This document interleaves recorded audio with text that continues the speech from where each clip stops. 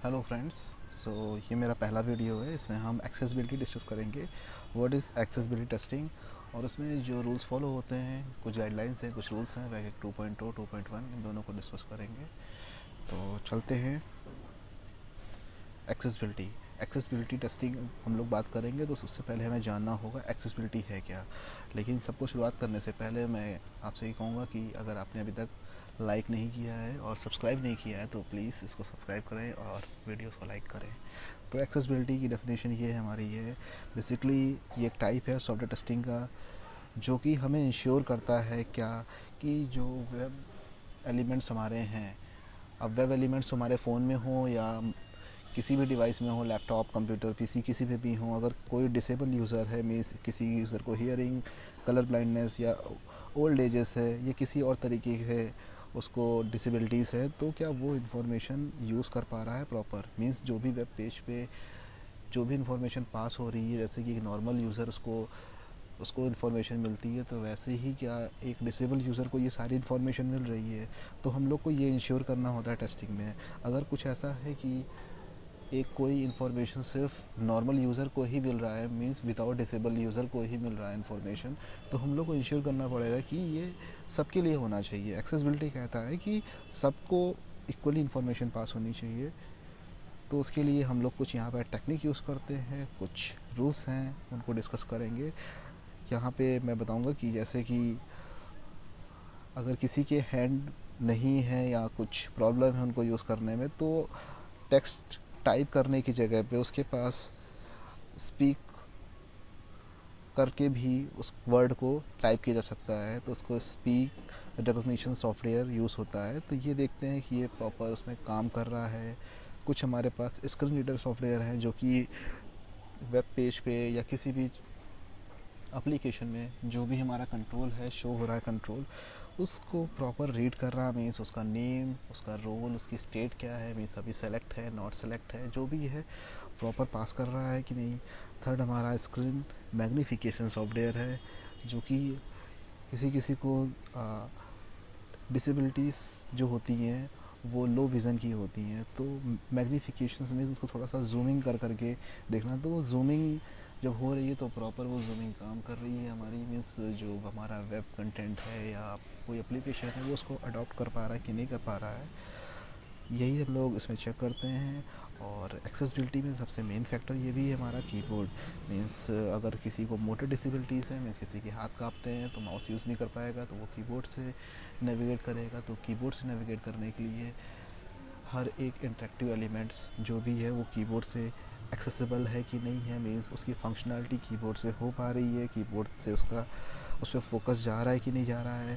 तो बहुत सारी चीज़ें हम लोग इसमें देखते हैं, जो कि यूज़र इसमें कौन कौन से इफेक्टेड होते हैं। तो पहले जैसे कि मैंने पहले बात की, लो विज़न यूज़र हैं और मोटर डिसेबल्स हैं, हियरिंग प्रॉब्लम है, कॉग्निटिव यूज़र हैं, बहुत सारे यूज़र्स होते हैं जो कि इफेक्टेड रहते हैं। उन्हीं के लिए ये एक्सेसिबिलिटी टेस्टिंग है कि all users should have pass equally information.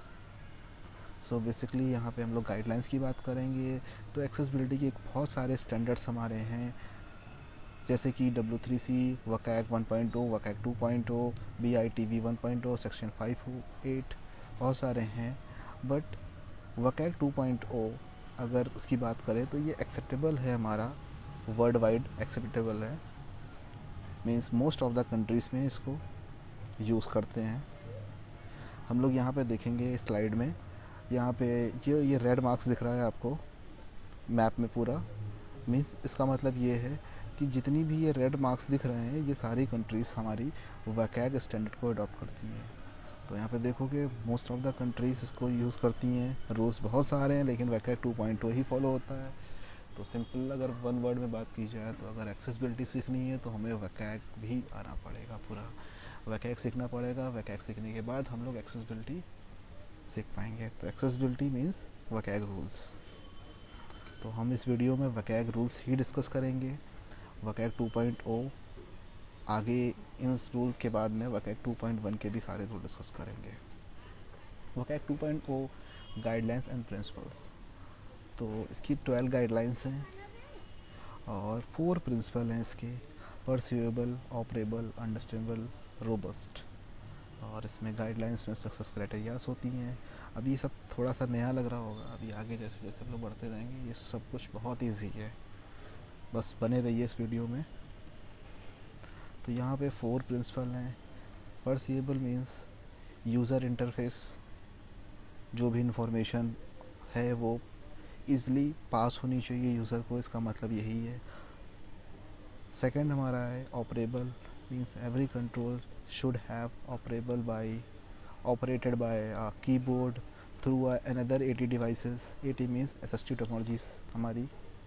Understandable means जो भी इंफॉर्मेशन है वो अंडरस्टैंड यूज़र कर रहा है उसको कि नहीं।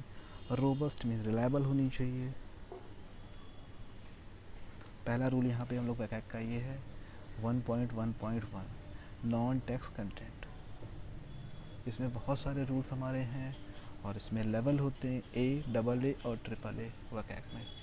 तो हम लोग यहाँ पे A और AA लेवल के सारे रूल्स को बहुत डीप में डिस्कस करेंगे। मे भी हो सकता है कि एक वीडियो में ना हो पाए, तो आगे भी वीडियो में बनाता रहूँगा, उसमें भी आप पूरे रूल्स देख सकते हो। तो सबसे पहले हमारा जो 1.1.1 नॉन टेक्स्ट कंटेंट है, ये कहता क्या है?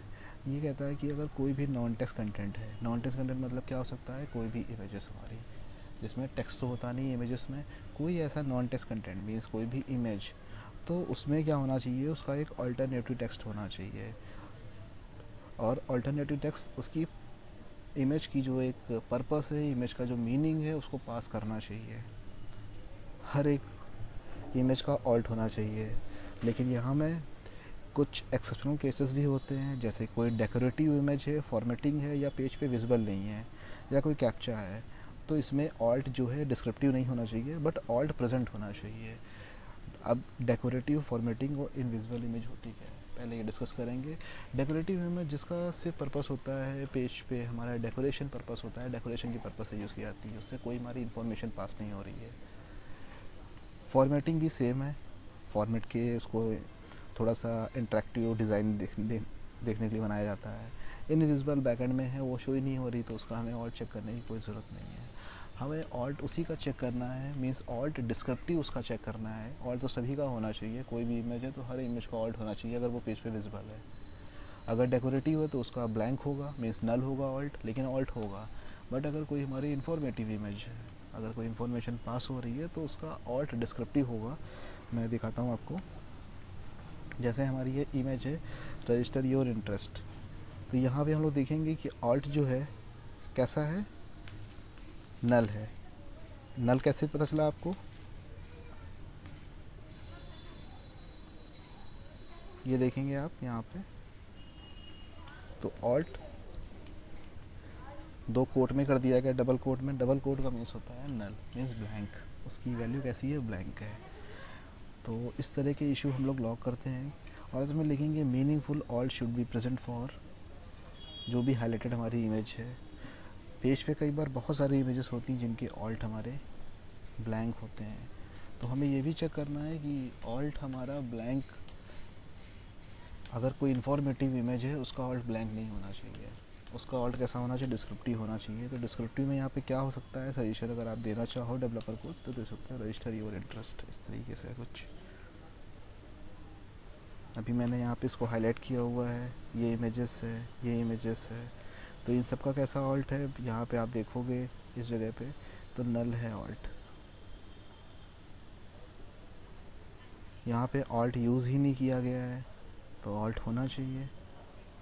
अच्छा, एक चीज़ और, हम लोग खुद से ही डिसाइड करेंगे डेकोरेटिव है या इन्फॉर्मेटिव इमेज है। जो टेस्टिंग करता है यूज़र, मतलब जो टेस्टर हमारा है, आप लोग भी टेस्टिंग के पर्पज़ से इस वीडियो को देख रहे हो, तो जब आप कभी टेस्टिंग करोगे इससे, तो इसमें यही चीज़ देखोगे, खुद से डिसाइड करोगे अगर कोई इमेज हमारी है तो वो डिस्क्रिप्टिव है कि नहीं है। मीन्स अगर इन्फॉर्मेटिव इमेज है तो वो डिस्क्रिप्टिव होनी चाहिए। अगर एज अ डेकोरेशन पर्पज़ के लिए यूज़ किया गया तो सिर्फ उसमें ऑल्ट हमारा होना चाहिए नल। लेकिन अगर कोई इन्फॉर्मेटिव इमेज है, ध्यान से सुनिएगा इस बात को, अगर कोई इन्फॉर्मेटिव इमेज है तो उसका alt descriptive as well as meaningful होना चाहिए। नेक्स्ट हमारा रूल है वकैक 3.2.1। रूल हमारा है on focus. On focus means यहाँ पे इसकी डेफिनेशन अगर देखेंगे तो डेफिनेशन में पूरा क्लियर है। मीन्स अगर किसी भी हमारा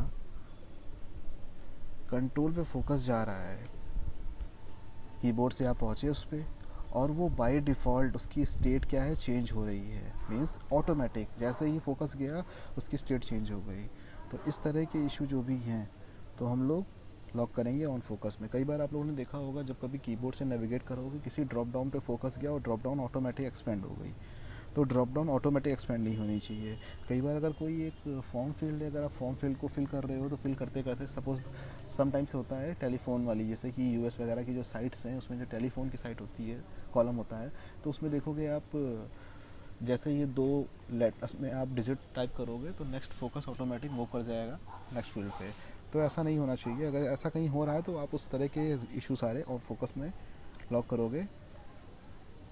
यहाँ पे इसको वेरिफिकेशन जो भी हमारी टेक्निक है, तो टेक्निक कैसी हमारी है, कीबोर्ड के थ्रू और स्क्रीन रीडर के थ्रू।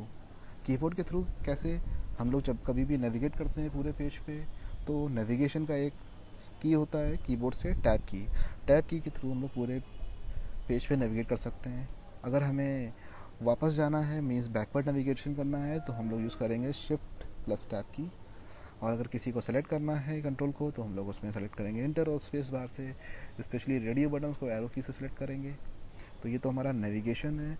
बट नेविगेशन के समय हमें देखना क्या है, जैसे हम टैप टैप करके किसी कंट्रोल पे पहुँचे और कंट्रोल की स्टेट चेंज हो गई, तो ऐसा नहीं होना चाहिए। अगर स्टेट ऑटोमेटिक चेंज हो रही है तो हम लोग इसे लॉक करेंगे। मीन्स अपने आप कुछ भी नहीं होना चाहिए जब तक मैं इस पर इंटर या स्पेस बार हिट ना करूँ। यहाँ पे कुछ वेरिफिकेशन दिए गए हैं। ओपन आई ब्राउज़र, मैंने एक डेमो के तौर पे यहाँ पे एक रेप्रो लिखा हुआ है, कैसे मैं वहाँ पे पहुँच रहा हूँ। एक तो मैंने आई ब्राउज़र पे ओपन किया, जो भी हमें पेज ओपन करना था, टच करना है, उसको ओपन कर लिया है। और मैं टॉप से फर्स्ट एलिमेंट से नेविगेट कर रहा हूँ bottom of the page using keyboard. और उसमें मैं टैब की और शिफ्ट टैब और एरो की यूज़ करूँगा। और देखूंगा कि कोई भी कंट्रोल पे बाय डिफ़ॉल्ट पॉपअप तो नहीं अपेयर हो रहा है, पॉपअप खुल जा रहा है, जैसे किसी फोकस पहुंचता है पॉपअप खुल जाता है अपने आप है, या कोई कंट्रोल ड्रॉप डाउन है अपने आप एक्सपेंड तो नहीं हो रही है, कोई menu item by default expand तो नहीं हो रही है। ये सब कुछ हम चेक करेंगे इसमें। तो मैं यहाँ पे आपको एक वीडियो दिखाऊंगा। अभी फोकस हमारा यहाँ पे, अभी जैसे ही आप देखोगे इस वीडियो को, जैसे हमारा यहाँ से फोकस यहाँ पे जा रहा है सर्च पे, देखो एक बाय डिफ़ॉल्ट एक पॉपअप अपेयर हो गया। मेन सर्च पे फोकस पहुँचा नहीं और हो गया, मैंने कोई इंटर नहीं हिट किया, कोई कुछ भी नहीं किया है। लेकिन ये क्या है, इनकरेक्ट है, ऐसा नहीं होना चाहिए। अगर ऐसा है तो ये इनकरेक्ट हमारा है। ये गुड एग्जांपल है। अभी देखो पहुँचा फोकस, अभी अपने आप से नहीं जा रहा है। मीन्स ऐसे ही होना चाहिए। अगर यहाँ पे आया तो इस कंट्रोल पे तो विदाउट प्रेसिंग यानी कि कोई भी पॉपअप अपेयर नहीं होना चाहिए। अगर हो रहा है तो वो इनकरेक्ट है। तो इस तरह की बग लॉक करेंगे आप। Thank you so much. अगर आपको वीडियो अच्छा लगा तो लाइक करिए और चैनल को सब्सक्राइब करिए।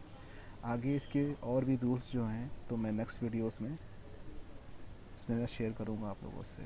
कोई भी इशू हो तो आप मुझे कमेंट कर सकते हैं। Thank you so much.